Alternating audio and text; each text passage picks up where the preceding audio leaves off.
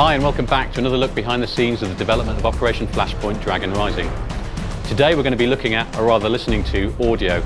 Audio plays a massive part in Operation Flashpoint. The sounds in Operation Flashpoint are very authentic. We've strived to record every vehicle and every weapon in the game. We know how passionate people are about the game and how passionate people are about the sounds of the game. Audio element really enhances the visual aspect of Flashpoint. We've got all sorts of different ambiences that really immerse the player in the world, and visuals are just one part of that. Audio plays a very big part as well.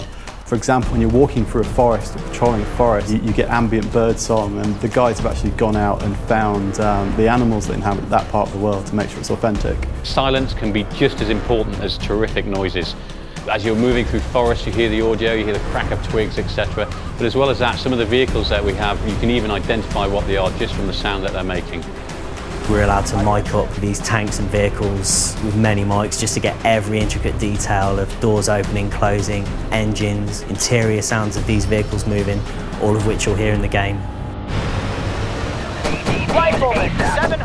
We use audio as a tool in Flashpoint. It lets you know that you're under fire. It lets you know where the fire's coming from. Audio plays a vital role within every mission in Operation Flashpoint. It's really important to dictate the mood of what's going on, whether you're hearing very long distance gunfire and combat to know where particularly large engagements happening, or whether you're using it to cue in where the enemy are located for spec ops missions. Artillery is one area where the audio really helps the visual aspect of the game. When artillery shells land across the valley, you actually get the sound delay. So you'll see the flash, you'll see the explosion, and then we model the speed of sound, so the actual shockwave and shake as the bass kind of hits you from the explosion.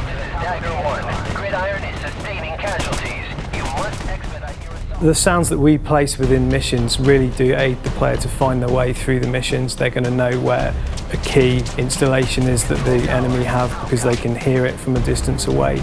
They're going to know where quiet areas are away from forces because they can hear crickets chirping. In Flashpoint we use audio to really enhance the immersion the player gets from being in certain situations. So when they enter a building, gunshots feel louder, explosions sound more muffled if they're happening outside.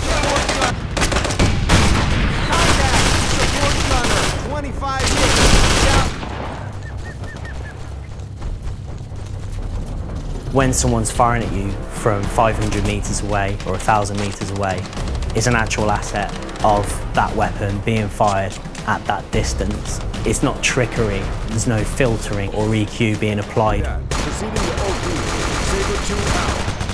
We went to the Marines Production Assistance Office specifically to make sure that what we had matched Marine procedures and Marine conduct, so that we had a very genuine feel of how Marines actually talk. We have different stress states for your squad speech. So, for example, if you're under fire, your squad will use a loud, clear voice to project their orders. If you're in the stealth mode, your guys will be whispering, and it'll be a forced whisper. One of the best feelings in Flashpoint, and the one that gives you the fear the most, is hearing the bullets whiz and snap past your head and hit the brick wall in the background and smash a window and hit the stairs and zing off it.